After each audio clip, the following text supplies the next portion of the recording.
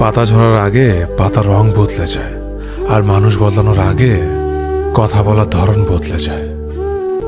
একবার ফ্যামিলি প্রবলেমে পড়ে দেখুন, দেখবেন দুনিয়ার কোনো কিছুই ভালো লাগবে না। সময়ের সাথে বোঝা যায় কে আপন, কে পর, কে বন্ধু, আর কে স্বার্থপর।